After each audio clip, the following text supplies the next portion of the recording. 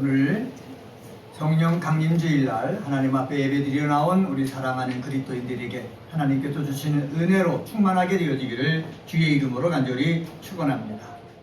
사망 권세를 이기시고 부활하시는 예수님께서 40여 일 동안 계시다가 승천하시게 되었습니다. 그때 제자들을 불러놓고 말씀하셨거든요. 위로부터 능력이 너희에게 입힐 것이다. 그때까지 예루살렘을 떠나지 말고 기다리라 말씀했습니다. 그래서 예수님의 말씀을 들은 제자들이 모여가지고 기도하기 시작했습니다.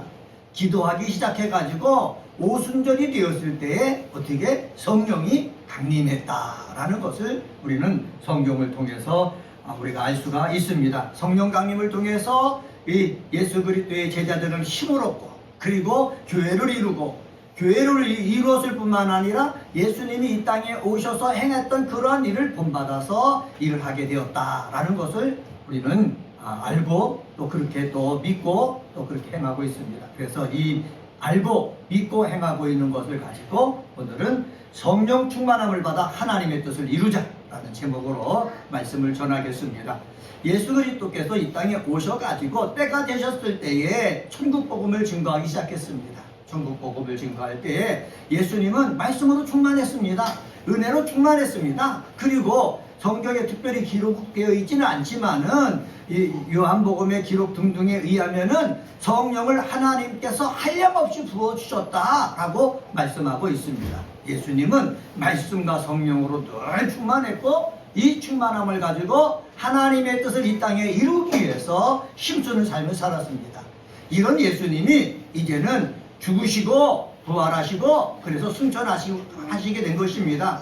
그리고 이 땅에 누가 남겨져 있습니까? 예수님으로부터 선택받은 사도들이 남겨져 있고 또 예수를 믿는 제자들과 또 그리스도인들이 남겨져 있는 것입니다. 이들도 똑같이 예수님을 닮아서 하나님의 뜻을 이루는 사람이 되어야 될 텐데 그러기 위해서 예수님께서 말씀하신 것이 있어요. 그것은 내가 가야 된다. 천국에 가야 된다. 하늘나라에 가야 된다. 가서 나와 똑같은 다른 보혜사를 이 땅에 보내야 된다. 그것이 너희에게 유익하기 때문이다 라고 말씀하셨습니다. 이 말씀 가지고 예수의 말씀을 들은 그 제자들은 기도하기 시작한 것입니다. 예수께서 약속하신 위로부터 그 능력이 우리에게 입혀지길 원합니다 라고 기도했습니다. 기도했을 때 기도하기 첫날서부터 성령이 임한 것이 아닙니다. 둘째 날에 임하신 것이 아닙니다. 오순절 날에 임했다라고 성경은 말씀하고 있습니다. 1절 말씀 보면은 오순절 날이 이렇게 얘기하고 있습니다. 직역하면은 어떻게 직역할 수 있느냐 하면은 그 50일째 되는 날이라고 얘기하고 있습니다. 이스라엘 백성들은 50일째 되는 날, 50일째 되는 날 77절이라고 하는데 77절 다음 달이 50일째 되는 날입니다. 그래서 오순절이라고 얘기하거든요. 그때 뭐가 임한 것이다? 성령이 임했다 라고 사도행전을 통해서 우리에게 말씀하고 있습니다. 그래서 첫 번째 성령 충만함을 받아 하나님의 뜻을 이루자라는 제목을 가지고 첫째는 성령님은 하나님의 시간에 임하신다라는 사실입니다. 한번 따라서 해봅시다. 성령은 하나님의 시간에 임하신다. 성령님은 하나님의 시간에 임하십니다. 임하시는데 언제 임했다고 그랬습니까? 오순절날 임했다고 그랬습니다. 오순절 이걸 갖다가 우리 한문으로 따지면은 5오를 가리키고 열을 가리키는 순과 결합해서 오순절이라고 얘기합니다. 이걸 갖다가 펜타코스테라고 하죠. 펜타코스테라고 얘기를 하는데 이 오순절은 이 펜타코스테를 우리말로 번역하면서 생겨난 이름입니다. 오순절은요 성령님이 강림하시기 전부터 유대인들이 지키고 있던 절기입니다. 6월절 후 안식일 다음 날부터 7주 후에 그 다음 날까지 계산해가지고 50일째가 되거든요. 7주 되는 날을 77절이라고 그랬는데 77절 다음 날이 뭐라고 그래요? 오순절 이렇게 얘기합니다. 그리고 이 날은 맥주, 보리를 추수하는 날이기 때문에 뭐라고 그러냐? 맥주절, 맥주의 초실절이라고도 불리워집니다. 구약의 77절은요 40년 광야 생활 동안 만나와 메추라기로 연명했던 이스라엘 백성들이 가나안 땅에서 첫 곡식을 수확하면서 하나님께 감사하며 드렸던 절기입니다. 그래서 이 오순절은 하나님 앞에 감사가 있는 그러한 절기다라는 것을 우리는 역사적으로도 알 수가 있습니다. 이 감사로 시작하는 가나안 땅에 들어가서 곡식을 추수해가지고 하나님 앞에 예배드리는 그 감사가 담겨져 있는 그러한 절기에 하나님께서 뭐를 보내주신 겁니까? 성령님을 보내주신 거예요. 가나안 땅에 들어가서 추수한 것을 가지고 하나님께서 감사하는 그 절기 속에 성령을 보내주신 것은 바로 뭐냐? 이스라엘 백성들이 예수님을 통해서 성령을 보내주셔가지고 새로운 영적인 세계를 살도록 하기 위한 하나님의 뜻이 담겨져 있다라는 것입니다. 그래서 성서학자들이 그렇게 해석을 합니다. 77절을 보내고 광야 생활을 보내고 가나안 땅에 들어가서 맥주를 축사하고 하나님 앞에 예배드렸던 그것처럼 성령님이 임하셔가지고 예수를 통해서 새로운 믿음의 세계를 향해서 감사하면서 살도록 하기 위해서 뭐를 보내주셨다? 성령님을 보내주셨다. 성서학자들은 이렇게 해석하고 있습니다. 그러면 성령을 보내주셨는데 성령은 우리 사람들이 원하는 시간에 보내주신 것이 아니라 누구 시간에 보내주셨다고요? 하나님의 시간에 보내주셨다는 것입니다. 한번 따라서 해봅시다. 성령님은 하나님의 시간에 보내주셨다. 성령은 하나님의 시간에 보내주신 것입니다. 예수님이 시간을 정하지 않았어요. 성령이 임하실 때까지 위로부터 능력이 입히울 때까지 여기서 힘써 기도하라고 말씀하셨거든요. 그 시간은 누구만 아십니까? 하나님만 아시는 것입니다. 그래서 사도들이 모였습니다. 제자들이 모였습니다. 예수의 말씀을 들은 사람들이 모였습니다. 그리고 뭐 하기 시작하는 것입니까? 기도하기 시작한 것입니다. 그때 기도하기 시작하는데 이 77절 날 그리고 그 다음 날이 오순절이지 않습니까? 많은 디아스포라 유대인, 흩어졌던 유대인들이 이 절기를 지키기 위해서 예루살렘 성전을 찾았습니다. 예루살렘 성전을 찾아가지고 그들이 77절을 통해서 하나님 앞에 영광을 돌리고 있는데 그때 어떤 것을 경험하게 됩니까? 기도하던 사람들이 은혜 받아가지고 여러 다른 언어를 가지고 기도하고 찬양하는 그러한 소리가 들리는 것입니다. 이 소리를 듣고요, 그들은요, 예루살렘에서 성령이 임해가지고 새로운 일들이 일어났다라는 것들을 알고 자기 고향으로 돌아갔습니다.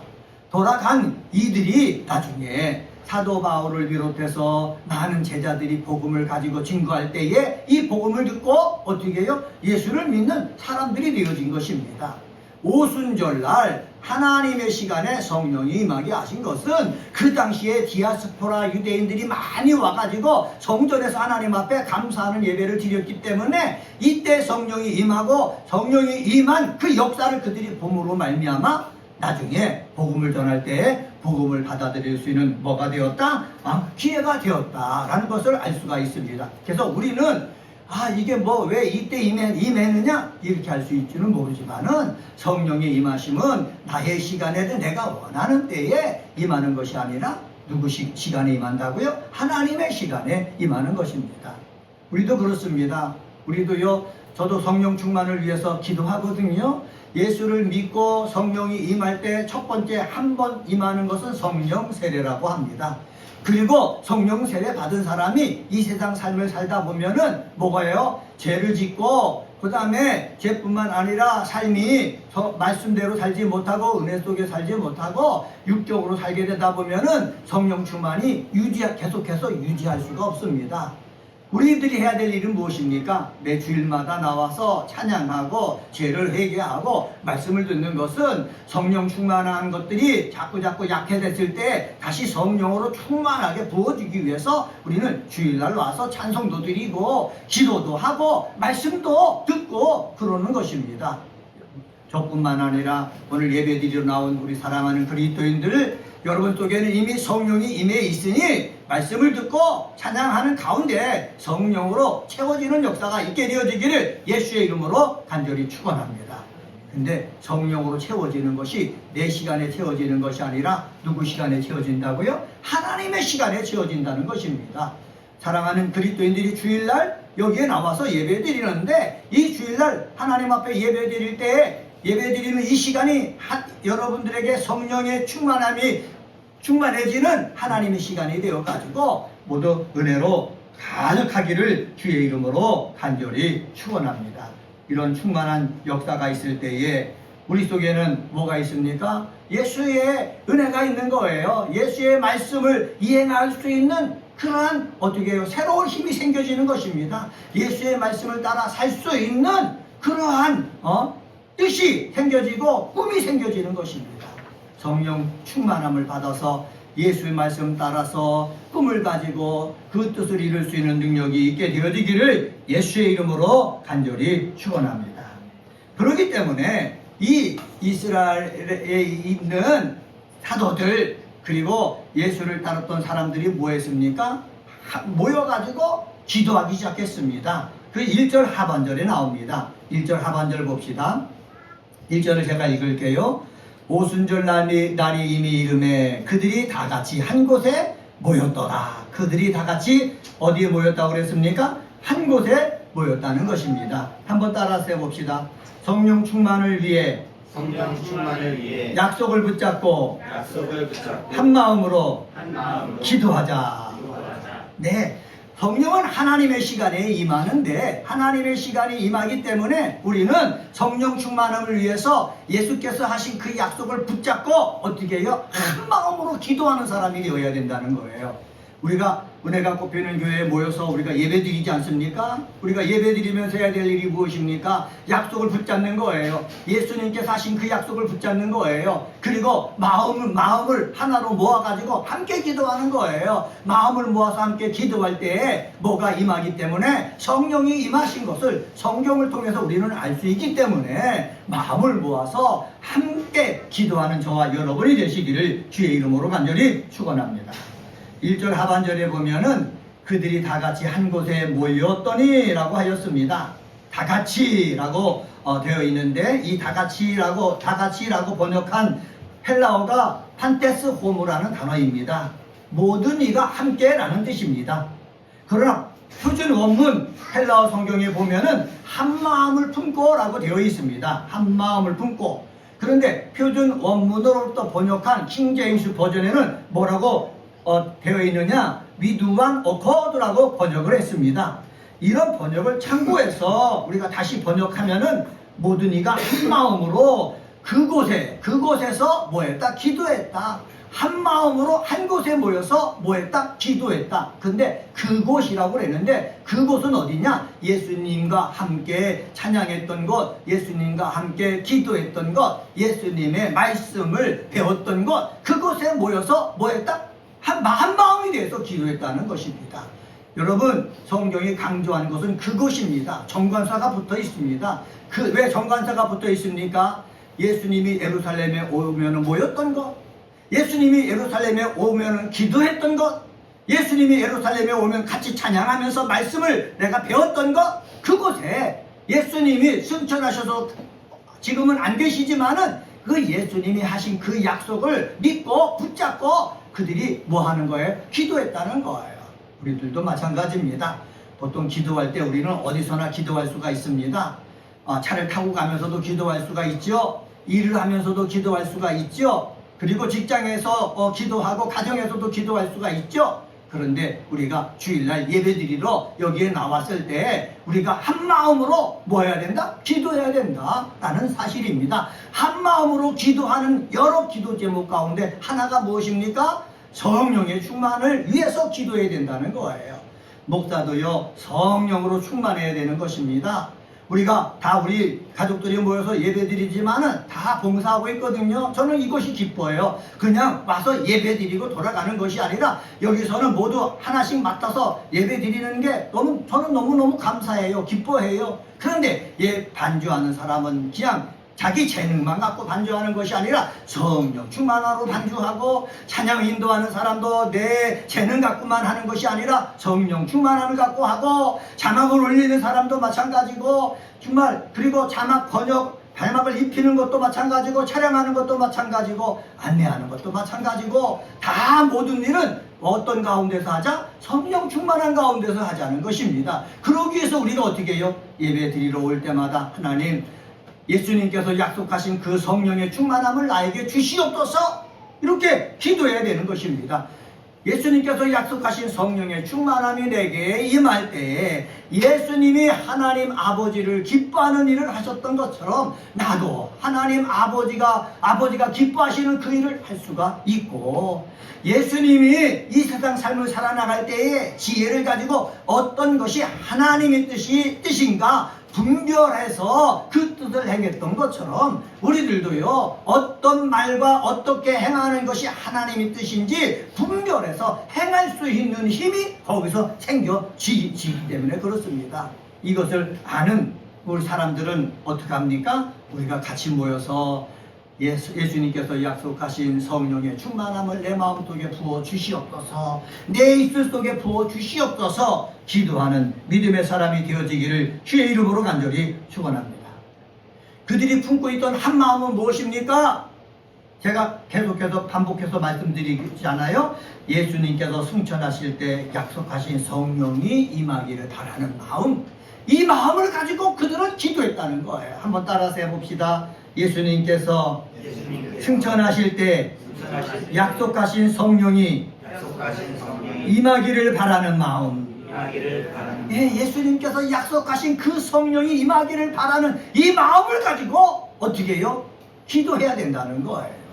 이 마음이 목사뿐만 아니라 사랑하는 그리스도인들에게 있게 되어지기를 주의 이름으로 간절히 축원합니다. 이러한 마음을 갖고 기도할 때에 누구 시간에 임했다고요? 하나님의 시간에 성령이 어떻게 우리 속에 임했습니다. 약속하신 성령을 하나님께서는 부어주신 것입니다. 이 부어주심의 역사가 저와 여러분 속에 있게 되어지기를 주의 이름으로 간절히 축원합니다. 자, 부어줄 때 어떻게 부어줬느냐? 2절 말씀 한번 봅시다. 2절 말씀 한번 같이 읽습니다. 시작. 호련히 하늘로부터 급하고 강한 바람 같은 소리가 있어 그들이 앉은 온 집에 가득하여 라고 했습니다. 여기 보면은 오순절날 성령 강림 사건을 보다 심층적으로 이해하기 위해서 성서학자들이 이 2절 말씀을 여러 가지로 해석하고 있습니다. 첫 번째 이렇게 해석하고 있습니다. 상징을 통한 분석을 해야 된다 이렇게 해석을 하고 있습니다.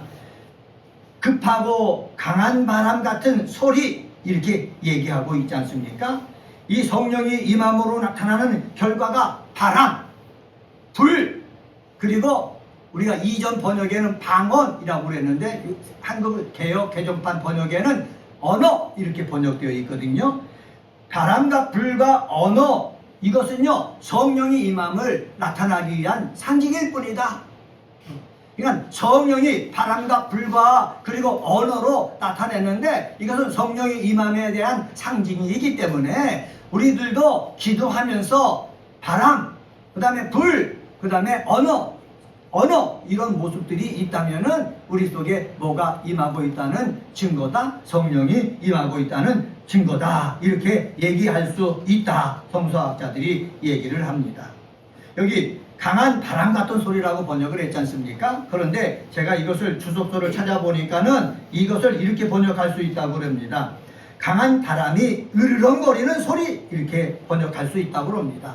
그러니까는 우리 성경에는 급하고 강한 바람 같은 소리라고 했는데 바람이 으르렁거리면서 막 어떻게 우리 속에 들려진다는 겁니다.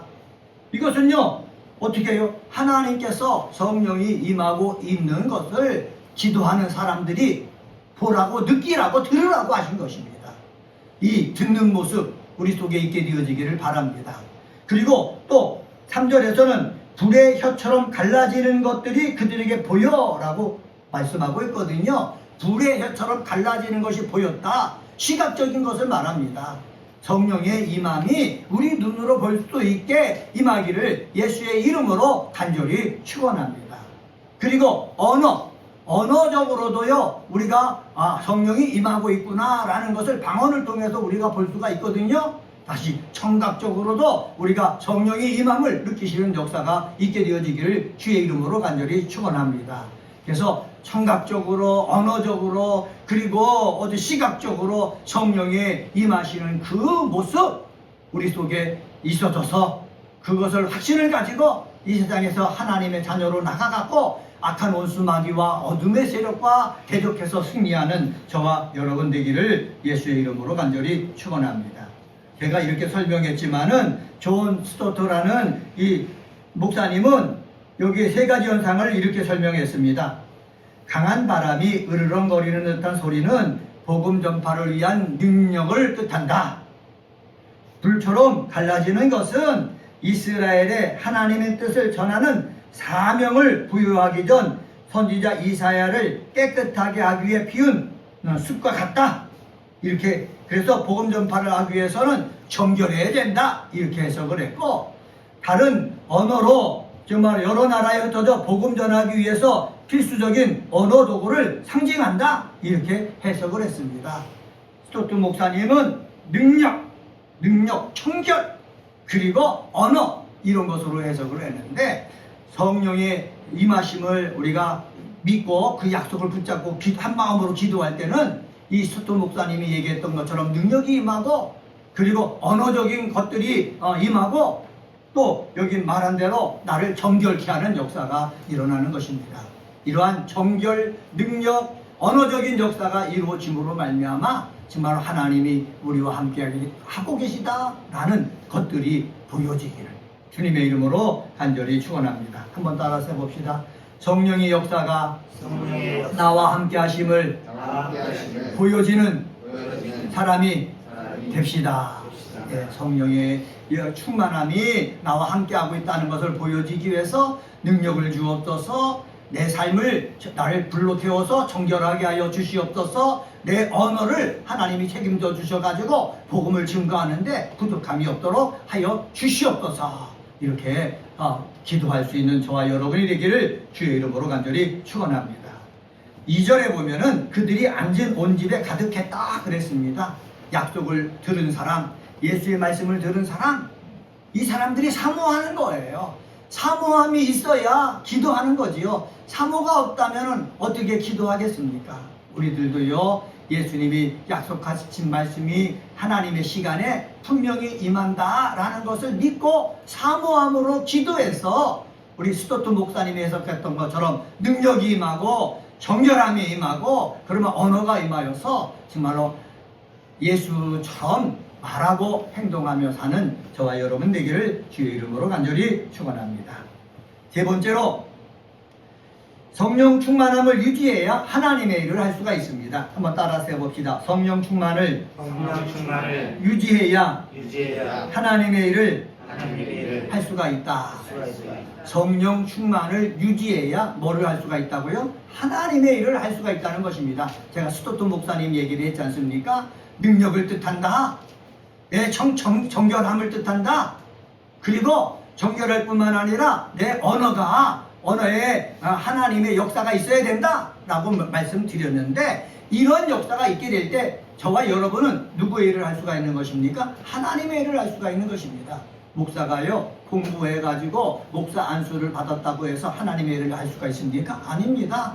그것은 인간들이 갖춰야 될 자격에 불과할 뿐입니다. 자격을 갖추고 우리가 한 마음으로 기도해서 내가 마음을 다해서 기도해가지고 성령이 임해서 능력이 임하고 성령이 임해가지고 나를 정말로 이사야가 스스로 인해서 깨끗하게 된 것처럼 내가 정결하게 되어지고, 그리고 내 언어에 변화가 생겨가지고 정말로 예수님의 말씀이 권세와 능력이 있던 것처럼 내 말씀의 권세와 능력이 있고 내 삶의 권세와 능력이 있게 되어질 때에 우리는 예수님을 닮아서 하나님의 일을 잘 감당할 수가 있습니다.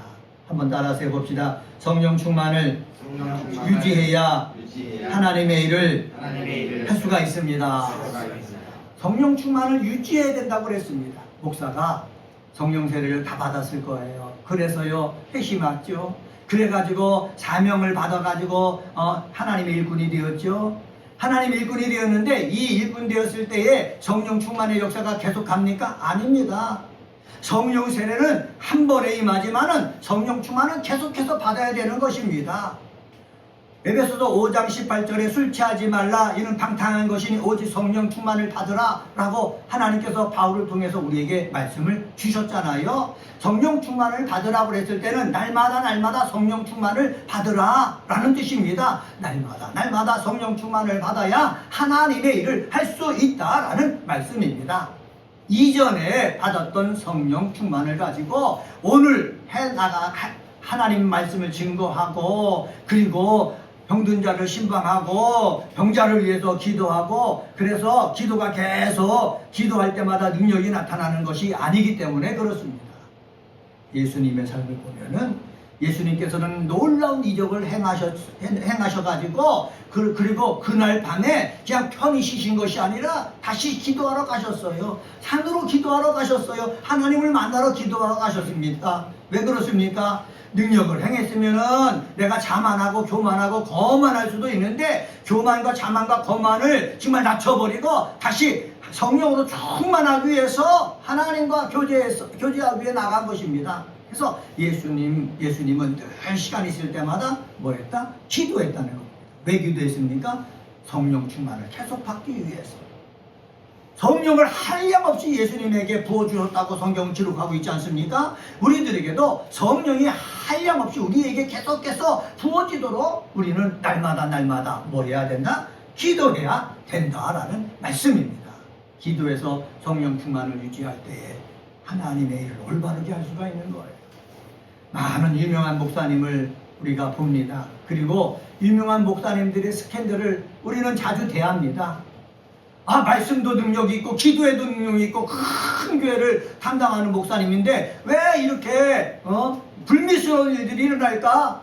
여러분, 왜 그런 일이 일어나겠습니까? 성령 충만을 계속해서 유지하지 않고 내가 한 번 받은 그러한 은혜 가지고 계속해서 해나가려고 하기 때문에 자신도 모르게 유혹에 빠져버리고, 자신도 모르게 유혹에 빠져서 시험 받아가지고 잘못된 길로 가고 그렇게 되기 때문에 그런 것입니다.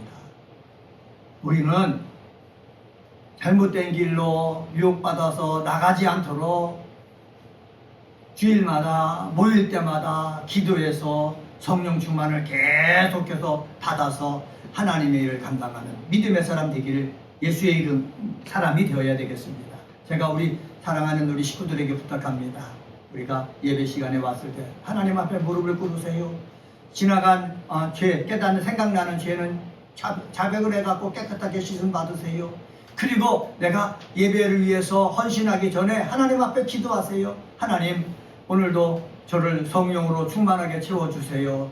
육적으로 내가 예배를 돕는 사람이 아니라 영적으로 예배를 돕는 사람 되게 해주세요. 목사와 함께 이렇게 기도하기를 원합니다. 목사도요, 와서 잠시 묵상을 하지만은 마음속에 하나님, 인간적으로 말씀을 전하는 사람 되지 않고 영적으로 말씀을 전하는 목사가 되게 해주십시오. 네? 그렇게 기도하고 저는 합니다. 제가 여러 군데 다니면은 얘기로 그냥 하는 사람들이 있습니다. 근데 저는 가능하면은 얘기를 안 하려고 합니다.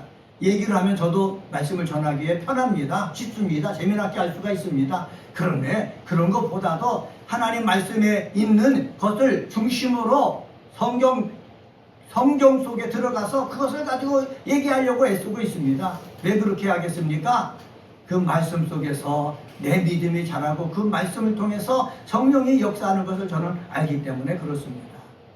우리 사랑하는 그리스도인들은 저와 함께 예배 시간마다 와서 성령 충만을 받고 성령 충만을 유지하는 사람 되시기를 주의 이름으로 간절히 축원합니다. 근데 중요한 것이 하나 있습니다. 3절에 보면은 각 사람 위에 하나씩 임하여 있더니라고 얘기하고 있습니다. 성령이 임하는데 각 사람 위에 하나씩 성령이 임한다는 거예요.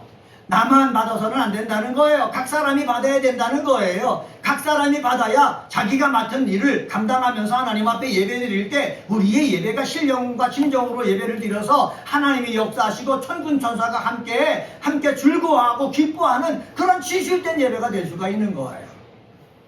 저도요, 근교에 있다가 우리 사랑하는 가족들과 예배를 드릴 때 인간적으로 생각하면 얼마나 힘이 빠지겠습니까?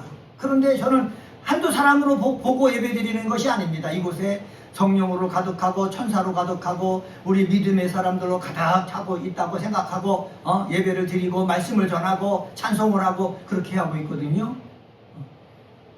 은혜는요, 각 사람 위에 임해야 되는 것입니다. 각 사람 위에 임해야 되는 것입니다. 사랑하는 그리스도인 여러분, 여러분들도 각 사람 위에 은혜가 임하도록, 성령의 역사가 임하도록 늘 기도해 주시기를 주의 이름으로 간절히 축원합니다. 각 사람 위에 성령이 임해야 예수님의 구원 사역의 실제적인 완성이 이루어지는 거예요. 각 사람 위에 성령이 임해야 예수님의 구속사를 이루기 위한 그 예언의 성취가 되어지는 것입니다. 각 사람 위에 성령이 임해야 우리가 무장이 되어가지고 힘있게 나가서 세상에 살 수 있는 것입니다. 이러한 귀한 그리스도인들 다 되시기를 주의 이름으로 간절히 축원합니다. 오늘은 성령 강림주일을 맞이해서 사도행전 2장 1절서부터 4절에 있는 말씀 가지고 성령 충만함을 받아 하나님의 뜻을 이루자라는 제목으로 말씀을 전했습니다. 약속된 성령은 하나님의 시간에 임하신다. 하나님의 시간에 임할 때까지 낙심하지 말고 절망하지 말고 우리는 계속해서 기도하고 찬양하고 믿음의 삶을 살아야 된다. 성령 충만함을 위해서 우리는 약속을 붙잡고 한 마음으로 뭐 해야 된다? 기도해야 된다 라고 말씀드렸습니다. 그리고 성령 충만함을 유지해야 하나님의 일을 할 수 있다고 말씀드렸습니다. 이러한 귀한 믿음의 사람 되시기를 주의 이름으로 간절히 축원합니다. 기도하겠습니다.